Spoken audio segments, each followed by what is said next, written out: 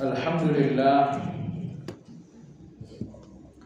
alladzi hadana lihada wa ma kunna linahtadiya laula an hadana Allah. Wa ashhadu an la ilaha illallah wahdahu la syarika lah. Wa ashhadu anna Muhammadan abduhu wa rasuluhu la nabiyya ba'dahu. Allahumma salli wa sallim ala Muhammad wa ala alihi wa ashabihi wa man ihtada bihadihi wa istanna bi sunnatihi ila yaumiddin. Ya ayyuhalladzina amanu ittaqullaha haqqa tuqatih wa la tamutunna illa wa antum muslimun. Kaum muslimin wal muslimat rahimakumullah. Kajian Madarijus Salikin pagi hari ini insyaallah memasuki pembahasan mengenai tingginya manzilah menuntut kewaspadaan ekstra. Ini judul versi kitab terjemahan halaman 477. Adapun edisi rangkuman judulnya adalah istimewa namun azab dilipat gandakan. Apa tujuan Imam Ibnu Qayyim dengan judul ini? Imam Ibnu Qayyim rahimahullah ingin berbicara bahwa ada orang-orang yang diistimewakan oleh Allah dengan berbagai nikmat, lalu kemudian melakukan dosa. Nah, dosa dari seseorang yang telah diistimewakan oleh Allah dengan banyak nikmat lebih besar atau berlipat ganda dibandingkan dosa dari seseorang yang tidak diistimewakan oleh Allah dengan nikmat. Ini kesimpulan beliau.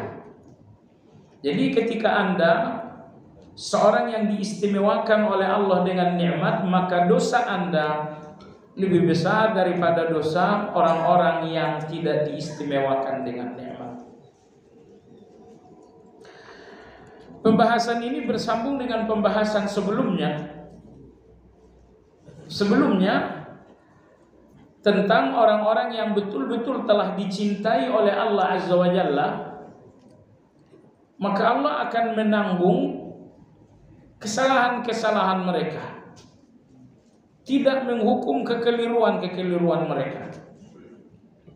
Misalnya Nabi Musa alaihi salam, betapa Allah sangat mencintai Nabi Musa alaihi salam.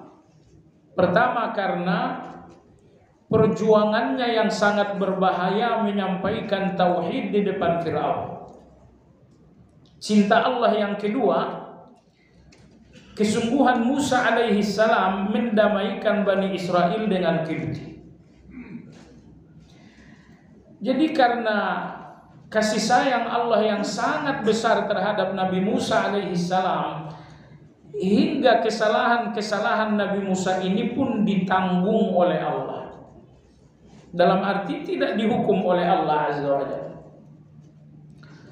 Makanya ketika Nabi Musa alaihi salam memukul mata malaikat maut sampai mengalami kebutaan, atau ketika Nabi Musa alaihi salam melakukan pembunuhan sekalipun, kesalahan-kesalahan ini tidak dihukum oleh Allah Azza wa Jalla. Karena kasih sayang Allah terhadap Nabi Musa sangat besar sehingga kesalahan-kesalahan itu ditanggung oleh Allah. Hal ini berbeda dengan Nabi Adam alaihi salam. Nabi Adam hanya satu suap makanan haram saja diusir oleh Allah dari surga. Nabi Yunus alaihi salam hanya karena meninggalkan negeri dakwah Nainawa tanpa izin, dipenjara oleh Allah dalam perut ikan. Apa yang terjadi? Adam alaihi salam, Yunus, Musa, semuanya melakukan kesalahan. Yang satu kesalahannya ditanggung, dan yang dua ini kesalahannya dihukum. Apa yang terjadi?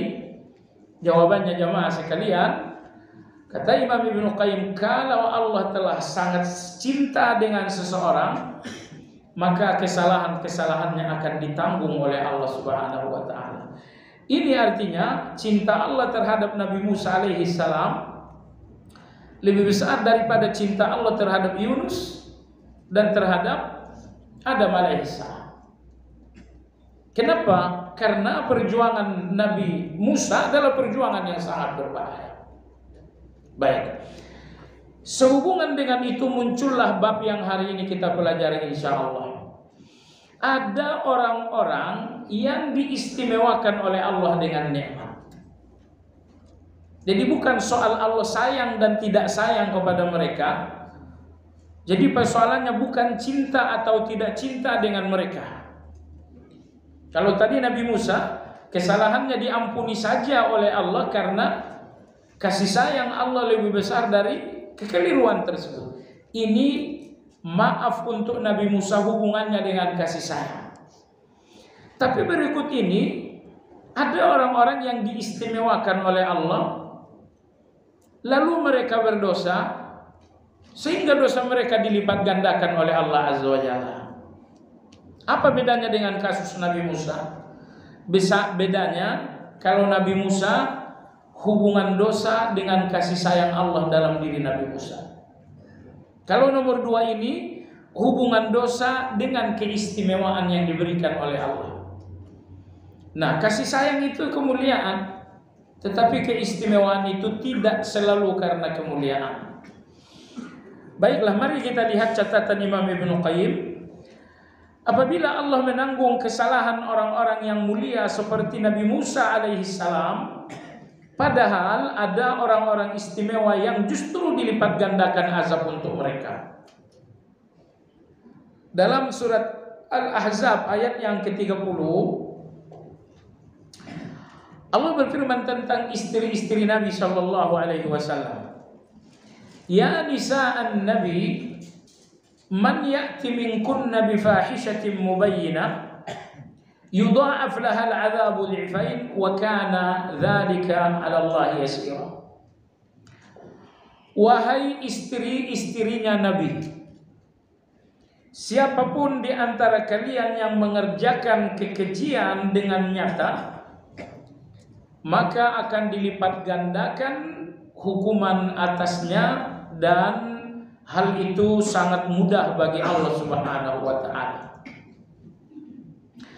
Ayat ini tidak bercerita tentang cinta Allah terhadap istri Nabi, tapi bercerita tentang satu nikmat dan satu keistimewaan untuk mereka.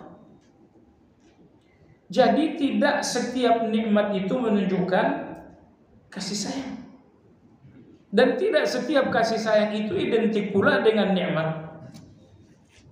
Nah, jadi di sini istri-istri Nabi Shallallahu Alaihi Wasallam, status mereka sebagai pendamping Nabi Shallallahu Alaihi Wasallam ini satu keistimewaan. Ini satu nikmat bagi mereka. Nah, apabila dengan nikmat dan keistimewaan itu mereka masih saja melakukan kekejian dan dosa, niscaya hukuman untuk mereka, dosa untuk mereka akan dilipat gandakan oleh Allah Azza wa Jalla. Nah, ini peringatan untuk kita semua bahwa anda atau siapapun di antara kita yang telah dianugerahi oleh Allah nikmat, Allah berikan anda nikmat dan orang lain tidak. Artinya Allah istimewakan anda dengan satu pemberian, sementara orang lain tidak ada pemberian seperti itu. Nah, apabila Allah istimewakan anda dengan satu pemberian, namun tidak menghalangi anda melakukan dosa, anda masih saja berdosa, maka dosa Anda setelah nikmat untuk Anda lebih besar daripada dosa dari orang yang tidak diberi nikmat. Kenapa demikian jamaah sekalian? Karena nikmat ini menuntut syukur. Dan bagian dari syukur tidak menggunakan nikmat sebagai fasilitas dan kemudahan dosa. Tidak menggunakan nikmat menjadi fasilitas dan kemudahan berdosa. Nah, jadi kalau Anda telah diberikan oleh Allah nikmat, dan sekiranya Anda bersyukur, niscaya nikmat ini bersamaan dengan syukur akan menghalangi Anda melakukan dosa. Tetapi ternyata nikmat gagal menjadi syukur, sehingga nikmat ini justru menjadi kemudahan berdosa. Jadi dengan demikian jelas kenapa dosa orang-orang yang memiliki nikmat lebih besar, karena dosa mereka adalah dosa, kemudian pelanggaran mereka terhadap syukur adalah dosa yang kedua. Akan halnya dengan orang yang nggak punya nikmat, ya, orang nggak, anggaplah misalnya orang-orang yang ya tidak dapat nikmat banyak dari Allah berupa keistimewaan. Masalahnya gini ya, ada nikmat Allah yang bersifat umum. Anda hidup, saya hidup, Anda melihat, saya melihat, Anda mendengar, saya mendengar. Ini nikmat umum saja. Tetapi ada nikmat yang istimewa Allah berikan Anda dan tidak diberikan kepada saya. Nah, misalnya Anda punya uang banyak dan saya tidak punya uang banyak. Misalnya besok Anda dilantik, saya tidak ikut misalnya. Kalau itulah satu nikmat. Jadi apapun nikmat yang memang spesial untuk Anda, kewajiban Anda adalah bersyukur. Dan nikmat yang menjadi syukur tidak akan menjadi kemudahan bermaksiat. Karena salah satu rukun dari syukur tidak menggunakan nikmat untuk maksiat. Itu rukun dari syukur. Nah, bahwa ada nikmat dan ternyata dosa pun tidak terhalangi. Di sini ada dua dosa. Dosa pertama Anda nggak bersyukur, dosa kedua bahwa Anda berdosa. Nah, Anda lihat dalam ayat 30 ini, Aisyah radhiyallahu anha, Hafsah radhiyallahu anha, begitupun dengan Ummu Habibah, begitupun dengan Saudah, begitupun dengan Sofia dan lain-lain, mereka diberikan Allah nikmat spesial. Nikmat spesial karena nikmat itu tidak diberikan kepada semua wanita.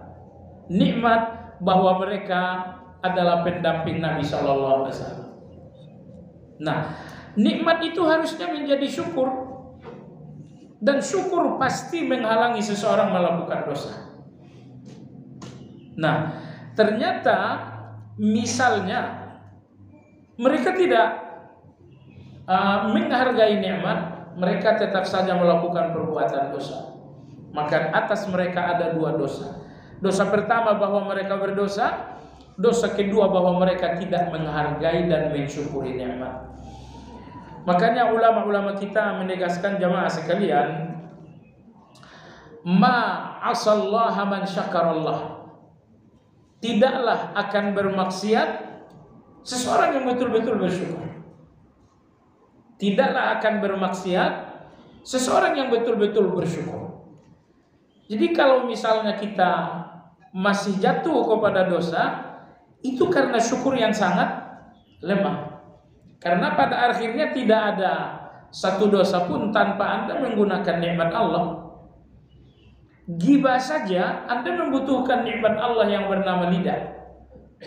Anda membutuhkan nikmat Allah yang bernama teman Anda. Anda membutuhkan nikmat yang bernama waktu. Baik. Imam Ibnu Qayyim rahimahullah berkata, hal ini tidak bertentangan.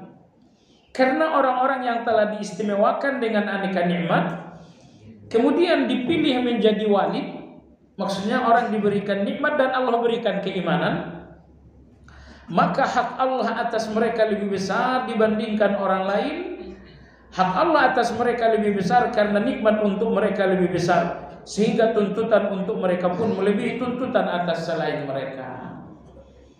Jadi Anda yang diistimewakan Allah dengan nikmat, makin banyak nikmat untuk Anda, semakin besar hak Allah dalam tanggung jawab Anda. Ini tolong dipahami baik-baik. Semakin menumpuk nikmat Allah untuk Anda, semakin besar pula hak Allah dalam tanggung jawab Anda. Tapi seseorang yang diminimalkan Allah nikmatnya tidak banyak-banyak, nikmatnya hanya sedikit, artinya hak Allah atasnya pun sangat sedikit juga. Nah, baik. Jadi hati-hati, ini satu peringatan penting. Di negara kita dan di negara-negara lain ada orang-orang yang mengaku bernasab kepada Nabi sallallahu alaihi wasallam. Percaya tidak percaya itu sama sekali bukan rukun iman. Jadi tidak perlu ikut ribut juga. Masalahnya apa? Kalau memang fulan ini betul bernasab kepada Nabi, artinya kalian dispesialkan Allah dalam satu nikmat. Orang lain tidak ada dapat nikmat tersebut. Begitu kalian dispesialkan Allah dengan nikmat nasab, itu berarti hak Allah atas kalian lebih besar daripada hak Allah terhadap mereka yang tidak diberikan nikmat tersebut. Sehingga dosa kalian lebih besar daripada dosa orang yang tidak memiliki nikmat tersebut. Dosa pertama kalian berdosa, dosa yang kedua kalian tidak bersyukur atas nikmat yang dispesialkan untuk kalian. Jadi antara nikmat dengan malapetaka sebetulnya. Kalau Anda menggunakan nasab itu sebagai jalan syukur, ini luar biasa sekali. Tapi kalau ternyata nasab ini tidak digunakan untuk syukur, ya tentu ini malapetakanya menjadi 2 kali lipat. Baik jemaah sekalian yang saya hormati. Poin berikutnya, seperti halnya perbedaan sanksi zina antara rajam bagi yang sudah menikah dan hukum cambuk bagi yang belum menikah. Rajam yang lebih berat berlaku bagi orang yang telah diberikan nikmat pernikahan. Anda tahu jamaah sekalian, pelaku zina itu ada dua kategori. Pertama, seseorang yang dalam status pernikahan lalu berzina. Nomor 2, seseorang yang masih bujangan lalu berzina. Anda lihat dosanya sama-sama berzina. Auzubillah minaz zina. Dosanya sama, dosa yang dilakukan sama, tapi nilai dosanya berbeda. Nilai dosa dari orang yang dalam status pernikahan lebih besar daripada nilai dosa dari seorang anak muda. Kenapa? Seseorang yang dalam status pernikahan telah diberikan oleh Allah nikmat istri, nikmat suami, nikmat pernikahan. Tapi walau nikmat ini telah diberikan, masih saja melakukan dosa. Sehingga dosanya 2 kali lipat. Dosa pertama adalah zina, dan dosa yang kedua tidak bersyukur atas nikmat pernikahan. Seorang bujangan yang berzina berdosa 1 kali, yaitu dosanya zina. Dan si bujangan ini tidak ada nikmat berupa pernikahan, sehingga dosanya menjadi 2 kali lipat. Nah, baik jamaah sekalian, mohon kaidah yang disebutkan Imam Ibnu Qayyim ini Anda betul-betul jadikan satu kesadaran. Anda jadikan sebagai nasihat. Semakin banyak nikmat yang dispesialkan Allah untuk Anda, itu artinya hak Allah atas Anda semakin besar pula. Dan semakin besar hak Allah untuk Anda, akan semakin besar nilai pahala Anda, dan semakin besar pula nilai dosa Anda. Semakin besar nilai pahala, betul, karena Anda bersyukur.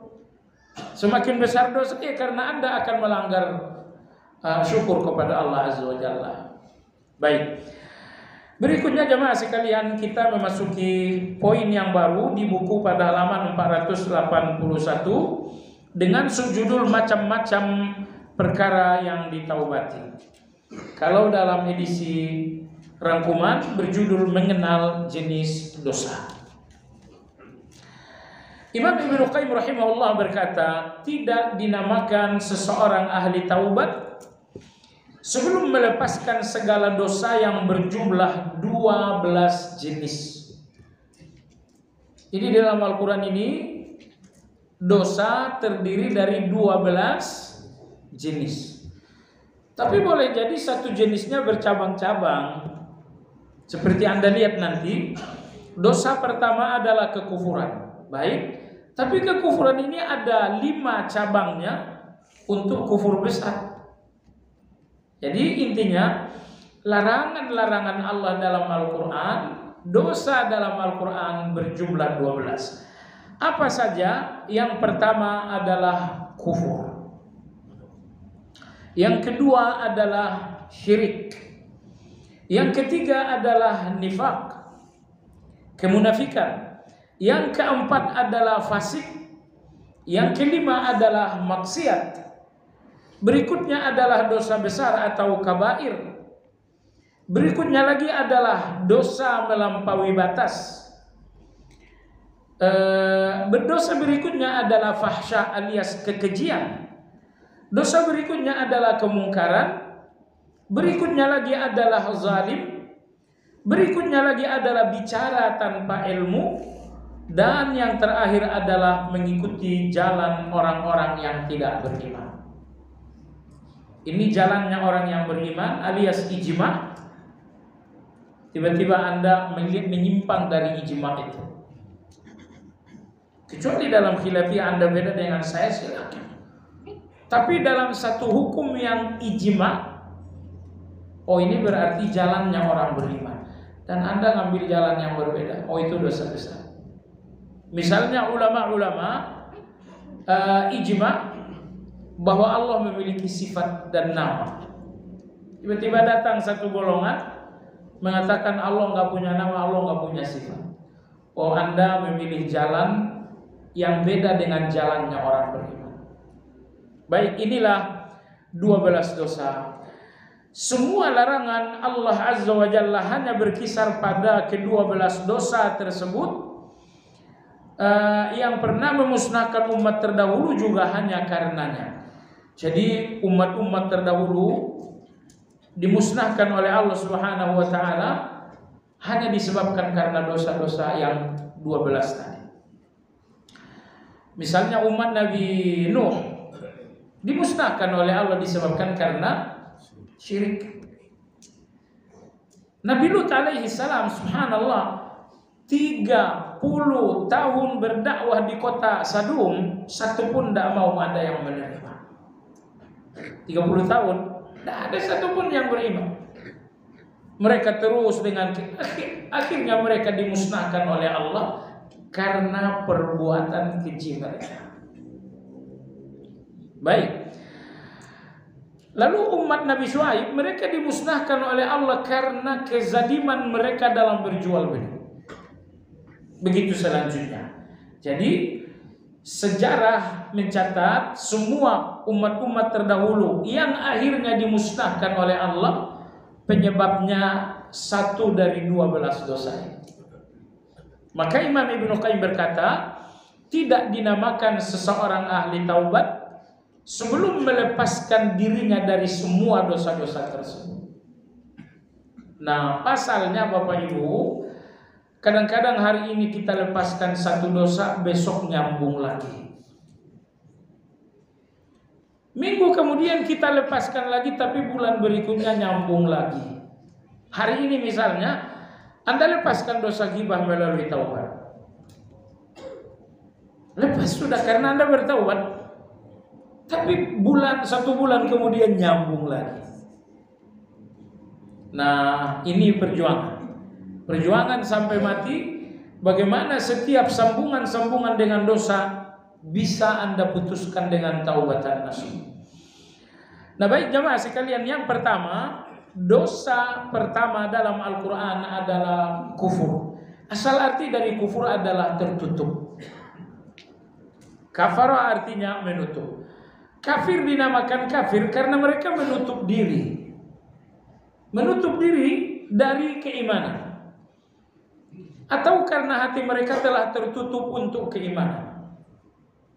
Nah, jadi kalau hati ini sudah tertutup, seperti yang Allah firmankan, khatamallahu ala qulubihim. Hati mereka telah dikunci mati oleh Allah. Jadi karena hati telah dikunci mati, hati itu tertutup, dinamakanlah mereka dengan kufur, yang artinya tertutup, alias hati mereka telah tertutup, tidak bisa lagi dimasuki keimanan. Imam Ibnu Qayyim berkata ada dua jenis kekufuran dalam Islam. Nah, jemaah sekalian, inilah ilmu ya. Kalau bicara global, semua orang juga bisa. Tapi kalau bicara lebih detail dan lebih rinci, ini memang butuh ilmu. Makanya orang-orang yang anggaplah ustadz yang kurang belajar gitu, nggak pernah belajar, tiba-tiba nongol jadi ustadz, menang dalam satu audisi, tiba-tiba jadi ustadz. Sepanjang mereka berbicara global, mereka akan selamat. Karena bicara global itu gampang. Tapi ketika harus merinci satu persoalan ilmiah, gugurlah, tergelincirlah orang-orang yang betul-betul tidak berilmu. Baik, Anda lihat di sini bagaimana Imam Ibnu Qayyim rahimahullah mengajak kita untuk menelusuri rincian tentang kekufuran. Beliau berkata ada dua jenis kekufuran. Pertama adalah kufur besar atau kufur akbar. Kufur akbar ini mengeluarkan dari Islam dan mengabadikan di neraka. Kufur akbar ini mengeluarkan seseorang dari Islam. Lalu kufur akbar ini mengabadikan seseorang di dalam neraka. Nomor dua adalah kufur kecil atau kufur asghar. Nah, kufur asghar ini walaupun namanya kufur kecil, tapi tetap saja dosa besar. Karena dia telah dinamai dengan kufur, maka dia adalah dosa besar walaupun dinamakan asghar alias kecil. Artinya ada beberapa dosa-dosa yang oleh Nabi digelari dengan kafir, tapi ternyata kafir tersebut tidak dalam keyakinan, tapi hanya dalam perbuatan. Mari kita lihat contoh. Seperti yang beliau sallallahu alaihi wasallam sabdakan dalam riwayat Imam Muslim. Kata Nabi, dua kekufuran di tengah umat. Pertama mencela nasab, dan yang kedua meratapi kematian. Mencela nasab artinya Anda mencela ras dan suku orang lain. Oh, dasar kalian orang-orang seberang. Oh, dasar kalian orang-orang dari timur. Dan ini sangat indah sekali ajaran Islam yang satu ini. Artinya kalau Anda nggak suka dengan seseorang, cela orangnya, jangan nasabnya. Kalau nasab dan suku yang Anda cela, Anda mencela ribuan jutaan orang bahkan. Anda menyakiti jutaan orang. Tapi kalau Anda mencela seseorang, menyebutkan nama, Anda hanya mencederai satu orang. Makanya kata Nabi Shallallahu Alaihi Wasallam, mencela satu suku, mencela suku, artinya Anda menyakiti banyak orang. Ini kata Nabi adalah kufur. Pertanyaan jamaah sekalian, mencela nasab seseorang ini perilaku ataukah ini keyakinan? Ini perilaku saja. Ini perilaku saja. Makanya ini dinamakan oleh Nabi kafir, tapi kafir kecil.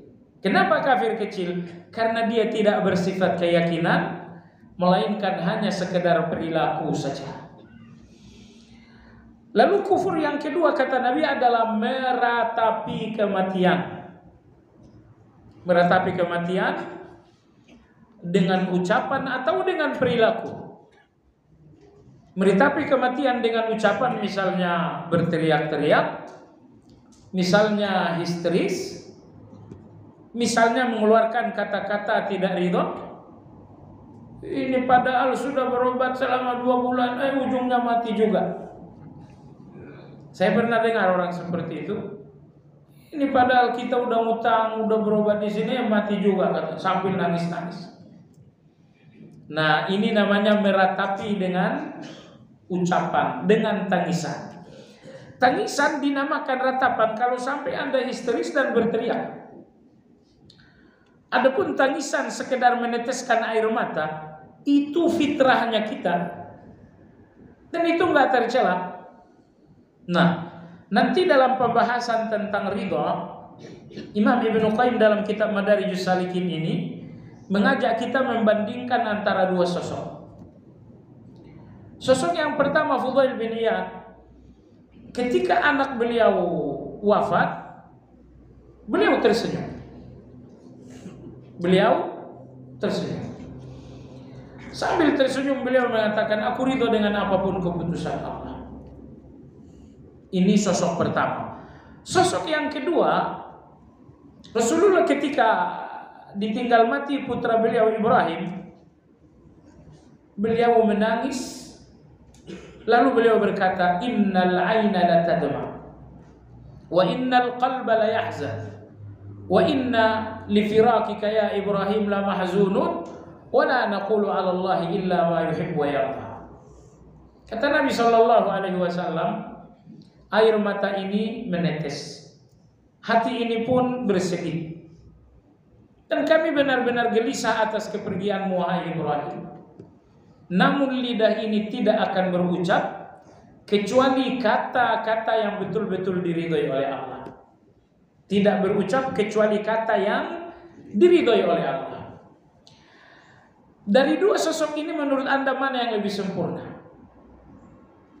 Fudail bin Iyadkah yang mengapresiasi ridho hati dengan senyum atas kematian anaknya? Ya, ini anaknya meninggal. Untuk mengapresiasi musibah itu dengan ridho, akhirnya dia senyum. Ini satu. Yang kedua, Nabi kita bersedih dengan kematian putranya. Beliau menangis, tapi beliau mengatakan, dari lisan ini tidak akan keluar kecuali kata yang diridhoi oleh Allah. Apa kata yang diridhoi oleh Allah? Inna lillahi wa inna ilaihi raji'un. Lanjut lagi, Allahumma ajurni fi musibati wa akhlif li khairan minha. Itu kata yang diridhoi oleh Allah. Anda bandingkan di sini mana yang lebih tinggi? Tentu saja Rasulullah sallallahu alaihi wasallam lebih tinggi. Di mana lebih tingginya? Pertama, Rasulullah sallallahu alaihi wasallam ridho, dan Fudail bin Iyad juga ridho. Nah, dalam hal ridho keduanya sama-sama ridho. Tapi Fudail bin Iyad mengapresiasi, menampakkan ridho itu dengan senyum, dan di sini Nabi menampakkan ridho itu dengan ucapan. Intinya dua-duanya sama-sama. Cuman ridhonya Fudail bin Iyad dengan senyum, ridhonya Nabi SAW dengan zikir. Mana yang lebih tinggi?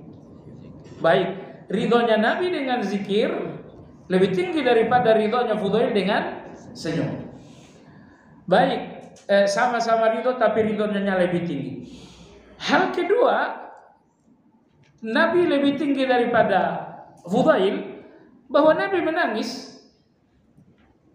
Beliau ketika ditanya, Rasulullah engkau menangis, beliau mengatakan, air mata ini adalah kasih sayang yang Allah letakkan dalam hati orang-orang yang beriman. Jadi setiap orang yang memiliki kasih sayang pasti akan menangis atas satu perpisahan. Anda kasih sayang kepada anak, Anda akan menangis karena kepergian seorang anak. Yang artinya Nabi kita menghimpun dua kebaikan. Kebaikan yang pertama, air mata kasih sayang. Yang kedua, keridhaan dengan bentuk zikir. Sementara Fudail bin Iyad, beliau tidak ada air mata kasih sayang, padahal itu nilai. Dan beliau hanya ada ridha, itu pun bukan ridho yang lebih tinggi dari ridhonya Nabi Shallallahu Alaihi Wasallam. Baik jamaah sekalian, lalu meratapi kematian. Jadi sekali lagi, kalau Anda sekedar menangis, meneteskan air mata, itu adalah bahasa kasih sayang. Itu fitrah dan kodrat Anda. Air mata yang menetes dari kasih sayang ini poin bagi Anda. Menunjukkan bahwa Anda punya kasih sayang kepada yang telah wafat. Baik, kemudian meratapi kematian bisa juga dengan perilaku. Perilaku misalnya dengan memukul, membanting, ya kan? Saya tahu seorang anak, ayahnya sakit keras dan malam itu adalah malam kematian. Ayahnya memanggil sang anak, "Wahai fulan, bantu dulu ayah mau wudu, ayah mau sholat." Oh, ternyata anak ini bukan cuma menolak, bahkan marah gitu kan. Marah, tidak mau dia dipanggil oleh bapaknya. Akhirnya ayahnya memaksakan diri berwudu, jatuh dan akhirnya wafat. Akhirnya datanglah anak ini. Apa yang tersisa kecuali penyesalan? Oh, akhirnya pintu dia tendang sekencang-kencangnya. Dan akhirnya kita datang melayat, anaknya nggak bisa berdiri karena kaki sudah keseleo. Nah, ini meratap. Memang bukan dengan teriakan dan histeris, dia juga tidak meratap dengan kata-kata kesal terhadap musibah. Dia meratap dengan tindakan, dengan menendang pintu, dengan membanting pintu. Baik jamaah sekalian yang saya hormati. Atau seperti dalam sahih, dalam riwayat sahih dari Ashabus Sunan dari Abu Hurairah, kata Nabi SAW, barang siapa yang mendatangi istrinya dari belakang, berarti ia telah kufur terhadap apa yang diturunkan kepada Muhammad. Oh, itu bukan sekedar dosa, tapi kufur. Tapi kufur kecil atau kufur besar?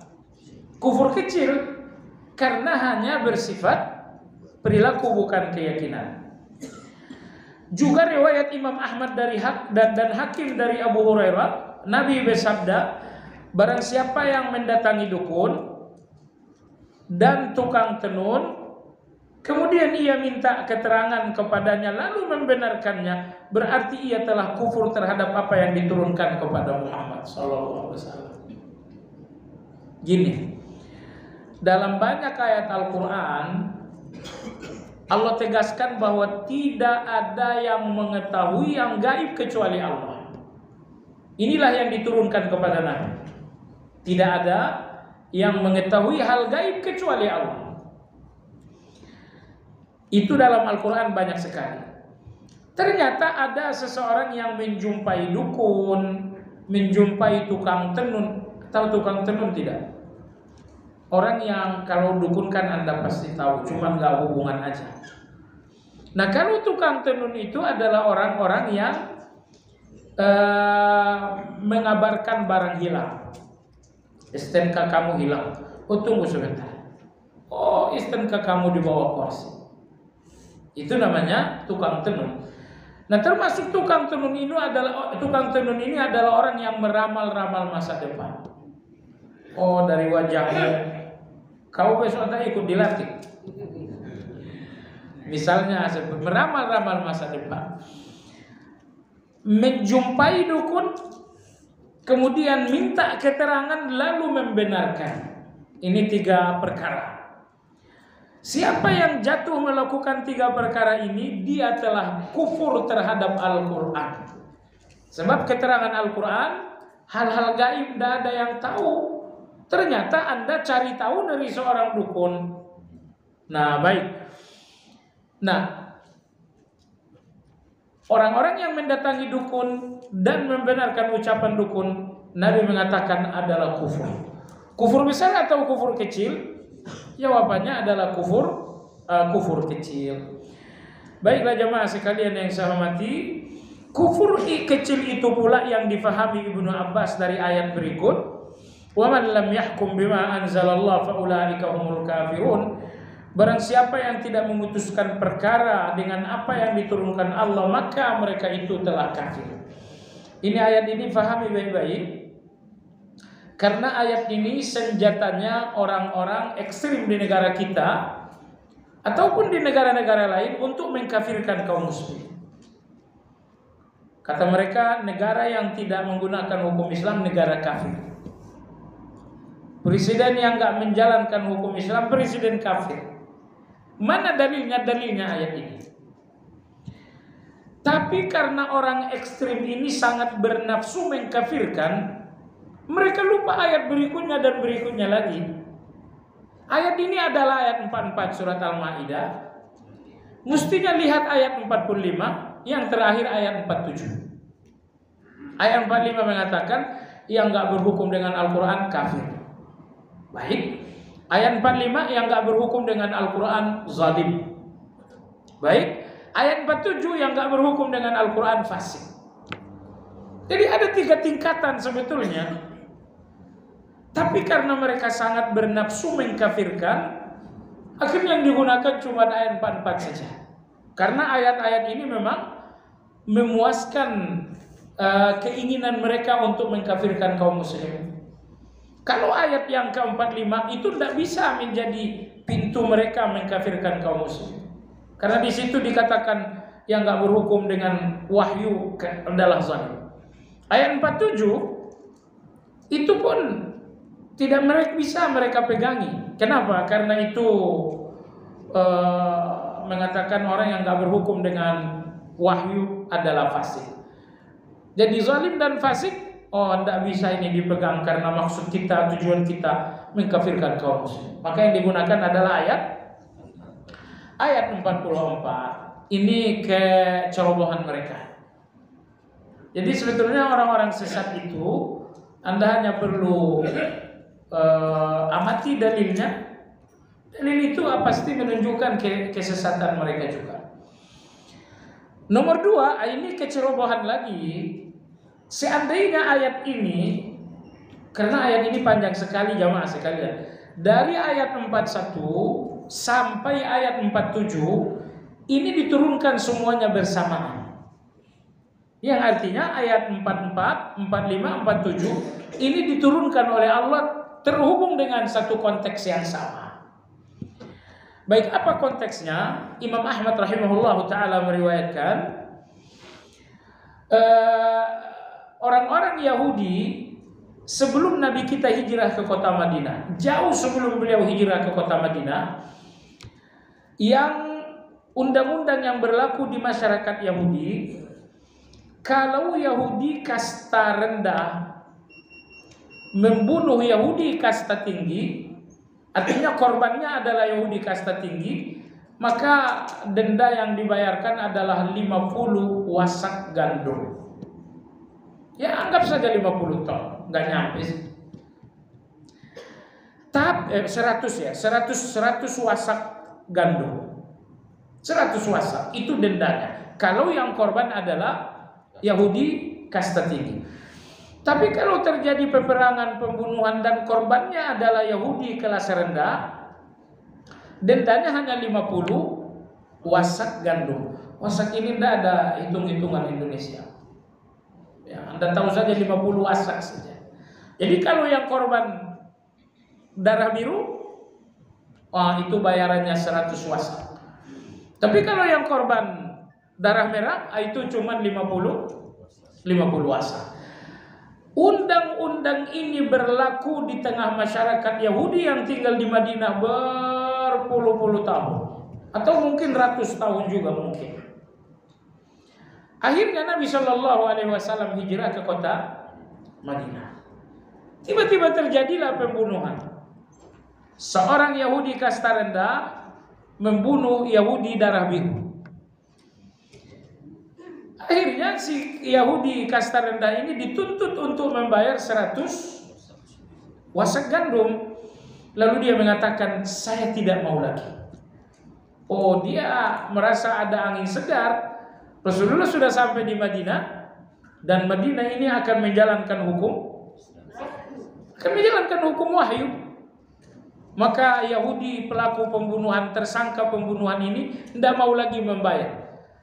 Akhirnya ditanya, kenapa tidak mau bayar?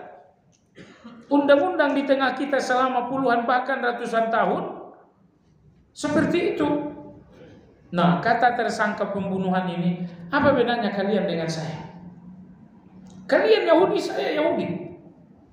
Nabi kalian Musa, Nabi saya juga Musa. Kita cuma beda marga saja. Kok bisa beda dendanya? Saya tidak mau lagi. Tidak mau, karena tidak mau akhirnya konflik dan mereka sepakat. Ya sudah, kalau begitu kita jumpai nabinya orang Islam. Kalau dijumpailah nabinya orang Islam, Nabi kita sallallahu alaihi wasallam. Nah, kata Nabi, saya tidak menghukumi kalian dengan Al-Quran, tapi saya akan menghukumi kalian dengan Taurat. Kata Nabi SAW, coba buka Taurat kalian. Mereka buka Taurat, tapi sambil meletakkan tangan di salah satu paragraf. Mana Muhammad? Tidak ada di sini. Qadarullah, ada pendeta Yahudi yang sudah masuk Islam mendampingi Nabi. Beliau Abdullah bin Salam. Kata Nabi, ya Rasulullah, suruh dia angkat tangannya. Kata Nabi, kau angkat tangan. Begitu diangkat ketum, Allah berfirman, wa katabna alaihim fiha anna an-nafsa bin nafsi wal 'aina bil 'aini wal anfa bil anfi was sinna bis sinni wal juruha qisas faman tasaddaqa bihi fa huwa kaffaratun lah wa man lam yahkum bima anzalallah fa ulaika humul zalimun. Allah mengatakan di dalam Taurat itu telah ada ketetapan. Nyawa bayar nyawa, mata bayar mata, hidung bayar hidung, telinga bayar telinga, mulut dan lidah bayar lidah, gigi bayar gigi, dan luka bayar luka. Tapi siapa yang bersedekah tidak menuntut, maka itu akan menjadi penghapus dosa yang berlalu. Dan siapa yang tidak berhukum dengan hukum Allah, maka dia adalah orang yang zalim. Jadi kalau kita lihat dalam sababun nuzul jamaah sekalian, ini hubungannya dengan orang Yahudi yang memang merubah-rubah kitab suci. Nah, baiklah. Intinya di sini Imam Ibnu Qayyim mengatakan ayat 44 dalam surat Al-Maidah ini menegaskan orang yang enggak berhukum dengan kitab suci adalah orang yang kafir.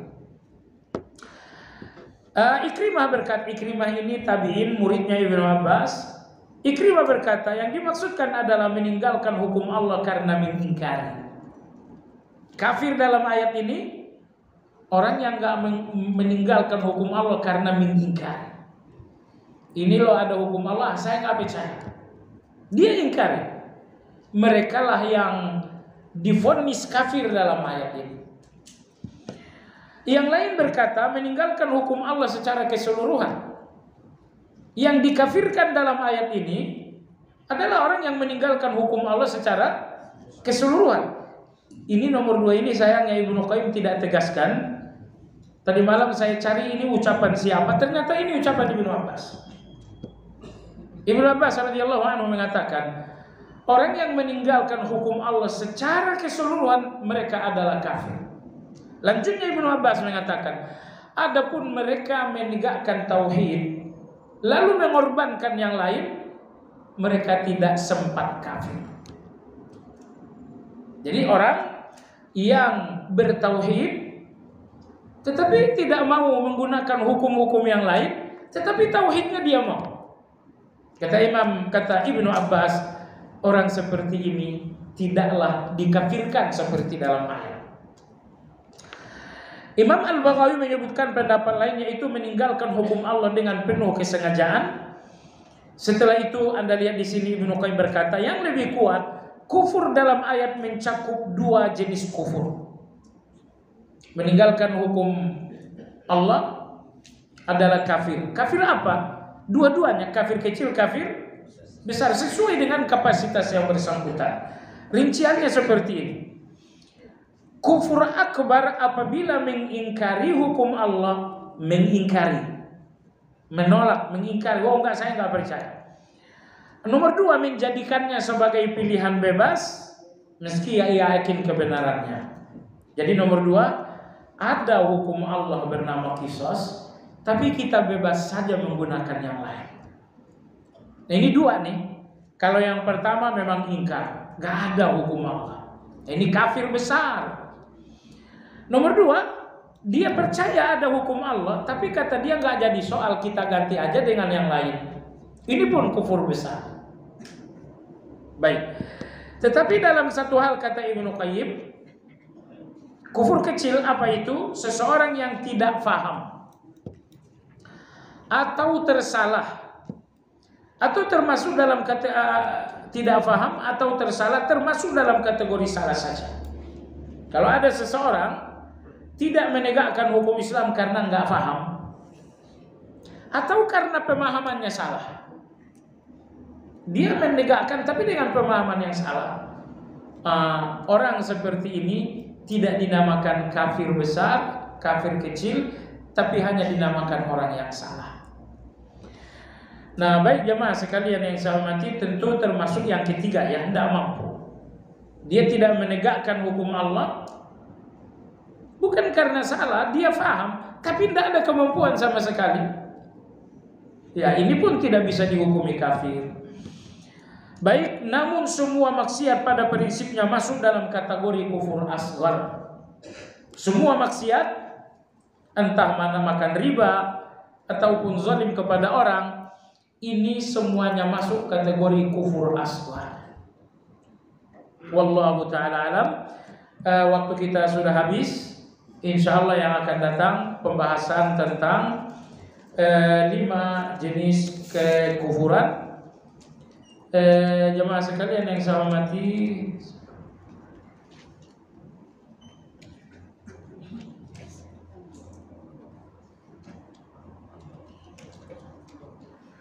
kemungkinan 2 pekan ke depan kita libur karena hari Kamis ada yang ngajak saya safar, dan itu safar lama sekitar hampir 2 pekan ya. Nah, jadi saya izin 2 pekan insyaallah kita libur. Wallahu a'lam.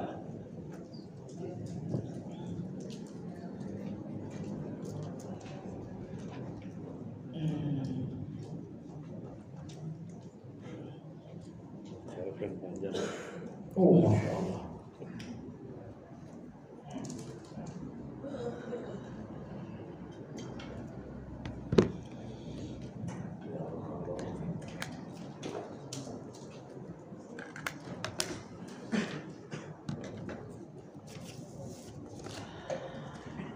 Pada waktu sholat isya baru 3 rakaat, imamnya telah tahiyat, makmum sudah memperingatkan dengan subhanallah, tapi imam tetap lanjut.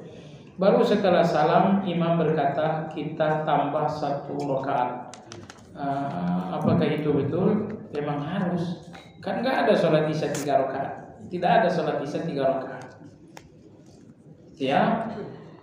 Jadi prinsipnya kalau imam ini diingatkan subhanallah dan dia sudah sempurna berdiri, dia memang nggak boleh turun. Dia nggak boleh turun. Dan makmum harus ikut berdiri. Gitu ya. Ini berapa rakaat tadi? 3. Saya ulangi. Makmum baru 3 rakaat imamnya telah tahiyat. Makmum sudah 3 rakaat imam salam, maksudnya 3 rakaat tahiyat bahkan sampai salam. Nah, makmum yang ngingatin gimana tuh makmum? Lanjut atau ikut? Ikut, ya udah. Kalau begitu mereka semua wajib berdiri, langsung lipat tangan, nggak boleh pakai takbiratul ihram. Tidak boleh takbiratul ihram. Karena takbiratul ihram itu mengawali salat, dan ini melanjutkan salat, bukan mengawali. Mereka langsung berdiri semuanya, langsung lipat tangan tanpa takbiratul ihram. Dalilnya adalah peristiwa seperti ini persis terjadi di zaman Nabi kita salat asar. 3 rakaat Nabi kita salat. Bahkan Nabi kita keluar masjid, beliau berbaring. Nabi kita rebahan. Sahabat pada lihat-lihat gitu, saling melihat ada apa ini. Tidak ada yang berani bertanya. Akhirnya ada seorang laki-laki Zulyadain, beliau mengatakan, ya Rasulullah, memangnya asar ini sudah dikurangi rakaatnya atau Anda lupa? Kata Nabi, tidak dikurangi. Rasa-rasanya saya juga nggak lupa. Kata Zulyadain, Anda udah lupa ya Rasulullah, baru 3 rakaat Anda salah. Kata Nabi, Abu Bakar benar gak? Kata Abu Bakar betul. Umar benar gak? Kata Umar betul. Nabi langsung berdiri, lipat tangan tanpa takbir. Jadi jangan berdiri Allahu Akbar, salah itu. Itu salah. Baik, imam tadi benar, cuman proses selanjutnya harusnya langsung lipat tangan. Oh, tapi kan ini sudah ada pembicaraan, enggak jadi salat. Pembicaraan tersebut pembicaraan memperbaiki salat, bukan pembicaraan di luar salat. Makmum bilang, kenapa salam mam? Ini baru 3 rakaat. Imam bilang, ya sudah kita tambah 1 rakaat lagi. Ini pembicaraan dua belah pihak untuk memperbaiki salat. Jadi tidak masalah. Lalu setelah itu nanti baru melakukan sujud sahwi. Sesudah salam, sebelum salam khilafiyah, terserah aja. Karena lupa, istri telat salat zuhurnya menjelang waktu asar. Pada saat dia sedang salat zuhur itu, di rakaat ketiga atau 4 berkumandang azan asar. Apakah diselesaikan salat zuhurnya? Iya. Jumhurul ulama, kalau seseorang mendapatkan takbiratul ihram dalam waktu, salatnya dinamakan adaan, bukan qadaan. Jumhurul ulama, Malik, Abu Hanifah, Syafi'i. Tapi Imam Ahmad mengatakan seseorang dinamakan mendapatkan waktu kalau 1 rakaat di dalam waktu. Imam Ahmad ini lebih ketat. Adapun jumhur tidak mesti 1 rakaat. Yang penting takbirnya Anda masih di dalam waktu, sudah. Anda dinamakan salat adaan. Adaan artinya tepat waktu. Berdosa tidak perempuan tersebut? Tadi pertanyaannya lupa. Kalau lupa tidak berdosa. Mohon penjelasan cara salat qabla zuhur yang 4 rakaat. Alhamdulillah bebas sekali ya. 4 rakaat langsung boleh, 2 rakaat boleh, atau seperti salat zuhur pun boleh. Tapi dari 3 cara yang boleh, mana yang lebih baik? Yang lebih baik adalah 2 atau langsung 4 rakaat. 4 rakaat langsung, insyaallah itu yang lebih kuat. Karena hadis Abu Ayyub mengatakannya, Rasulullah, hal tafsilu bainahu bisalam? Ya Rasulullah, apakah 4 rakaat sebelum zuhur dipisah dengan salam? Kata Nabi, tidak. Baik. Bagaimana dengan perbuatan orang Syiah yang setiap tahunnya merayakan meratapi kematian Husain dengan memukul-mukul diri mereka, bahkan mencabi-cabi pakaian pedang sampai kepala mereka berdarah-darah? Itu meratapi kematian kuadrat, bukan satuan. Meratapi kematiannya iya dengan melukai tubuhnya. Nah, itu berlipat ganda itu. Kufur ya kufur. Emang gak usah begitu juga mereka udah kufur? Ya. Saya pernah dengar kajian seorang ustadz mengatakan bahwa sebaik-baik sholat duha tidak dilakukannya setiap hari. Beliau mengatakan contohnya Rasulullah SAW tidak pernah melakukannya. Apakah berita tersebut benar? Berita tersebut keliru. Kelirunya di mana? Kelirunya adalah hadis Abu Hurairah radhiyallahu anhu. Kata Abu Hurairah, Rasulullah mewasiatkan aku, pertama, witir sebelum tidur. Wasiat yang kedua, 2 rakaat duha. Nabi wasiatkan 2 rakaat duha. Nah, Salat duha ini hubungannya dengan waktu. Jadi kapan ada waktu ada salat duha. Itu pendapat yang lebih kuat. Itu pendapat jumhurul ulama. Yang tadi disebutkan itu adalah pendapat dalam mazhab Imam Ahmad. Bahwa kata mereka Rasulullah tidak duha setiap hari. Nah, kata setiap hari ini adalah mazhab, bukan dalil itu. Nabi duha iya, tidak setiap hari. Nah, tidak setiap hari ini adalah mazhab. Nah, yang betul dianjurkan duha setiap hari. Nah, kalau Abu Hurairah tadi diwasiatkan Nabi duha 2 rakaat witir sebelum, berarti Abu Hurairah tidak salat tahajud. Iya, Abu Hurairah tidak salat tahajud.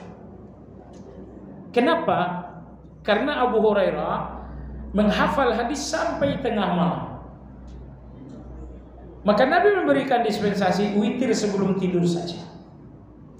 Ini menunjukkan dibenarkan atau sesuai sunnah mengurangi salat sunnah untuk memberikan waktu yang lebih besar menuntut ilmu. Saya ulangi, di antara sunnah Nabi, beliau ajarkan kepada Abu Hurairah mengurangi salat sunnah untuk memberikan waktu yang lebih besar kepada ilmu. Bukan tidak salat sunnah, mengurangi saja. Maka Abu Hurairah tidak salat duha, betul. Oleh sebab itu Imam Syafi'i rahimahullah ketika beliau berkunjung ke rumah Imam Ahmad, putrinya Imam Ahmad heran. Beliau mengatakan, wahai ayahku, tolong tanyakan kepada imam dunia itu. Saya bertanya 3 hal. Pertama, semalam habis sholat isya makannya kok lahap sekali. Entah berapa kali nambuk. Cia lagi gitu kan. Nomor 2, semalam saya intip-intip beliau nggak salat tahajud. Nomor 3, pertanyaan ketiga, begitu subuh langsung sholat subuh nggak pakai wudu. Akhirnya Imam Ahmad bertanya, wahai guruku Imam Syafi'i, semalam Anda makan kenapa lahap sekali? Nambahnya entah berapa kali nambah. Kata Imam Syafi'i, makan kenyang sesekali hukumnya sesuai sunnah. Sesekali, bukan tiap hari. Mana dalilnya? Kata Nabi, dalilnya adalah riwayat Bukhari Muslim. Suatu hari Abu Hurairah kelaparan, maka dia duduk di pintu masjid. Beliau ucapkan salam kepada Abu Bakar. Salam kirim pesan, saya sedang lapar. Ternyata Abu Bakar nggak ngerti. Lalu beliau salam kirim pesan kepada Umar nggak ngerti. Akhirnya Rasulullah datang, Abu Hurairah, assalamualaikum ya Rasulullah. Kata Nabi, waalaikumsalam. Abu Hurairah ikut saya. Akhirnya Nabi pergi ke tengah orang-orang Sufa dan ada yang mengantarkan susu. Oh, kata Abu Hurairah, luar biasa. Lapar-laparnya luar biasa, ada susu segar. Orang-orang Sufa ini jumlahnya ratusan. Duduklah Rasulullah, duduk Abu Hurairah. Nabi mengatakan ini dituangkan Nabi. Abu Hurairah kasih yang lain. Kasih yang lain. Tidak dapat giliran Abu Hurairah. Kesal juga Abu Hurairah, saya yang lapar tapi mereka yang kenyang. Setelah semua ahlu Sufa kenyang, kata Nabi, Abu Hurairah, giliran kamu dan saya sekarang. Sekarang ini kamu minum. Beliau minum. Ditambah lagi Nabi. Kata Nabi, minum lagi. Ditambah lagi oleh Nabi. Kata Nabi, minum lagi. Udah berapa nambah itu? Bukan nambah cia itu. Udah nambah 3 itu.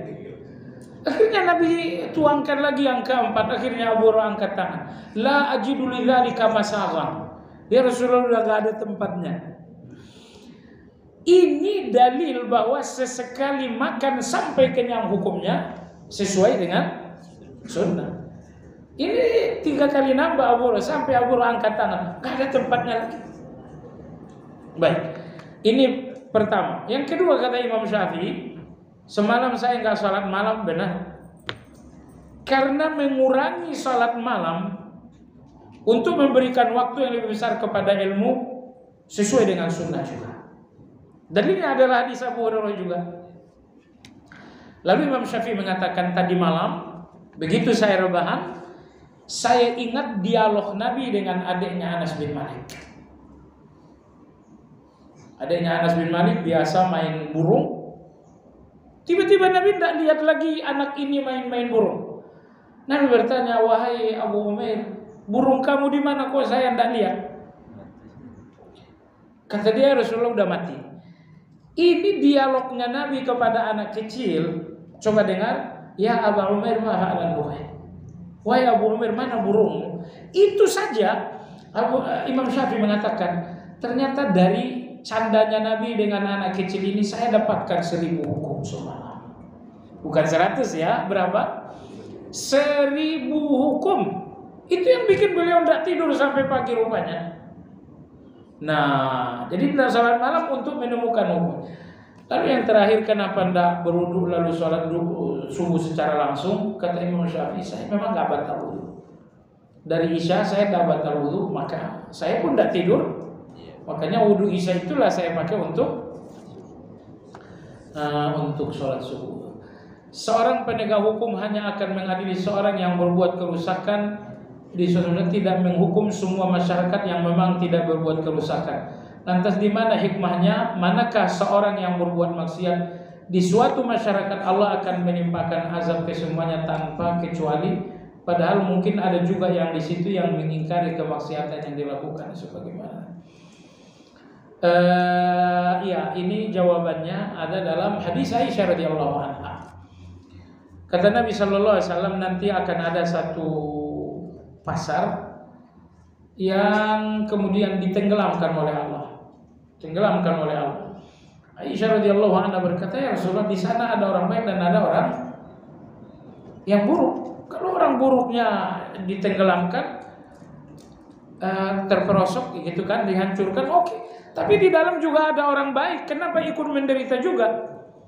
Kata Nabi SAW, nanti mereka akan dibangkitkan sesuai dengan niat masing-masing. Mereka mendapatkan malapetaka yang sama, tapi nanti pada saat berbangkit akan berbeda. Nah, ini artinya kalau satu masyarakat Anda sudah lihat tanda-tanda azab, harusnya Anda berusaha untuk menghindar, berhijrah. Nah, kalau tidak berhijrah juga dan Anda sudah nahi mungkar, azab datang Anda akan kena, pasti Anda akan kena. Tapi perbedaannya nanti pada saat dibangkitkan Anda akan berbeda.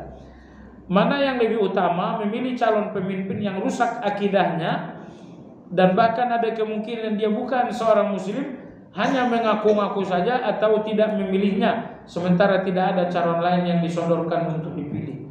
Kalau di Indonesia sih banyak calon, nggak ada pilihan, enggak. Alhamdulillah di Indonesia banyak. Jadi ini nyatanya tidak ada. Memilih calon pemimpin yang rusak akidahnya, pilihan lain mana? Atau bahkan nggak ada pilihannya, nggak ada pilihannya. Memilih pemimpin yang rusak akidahnya.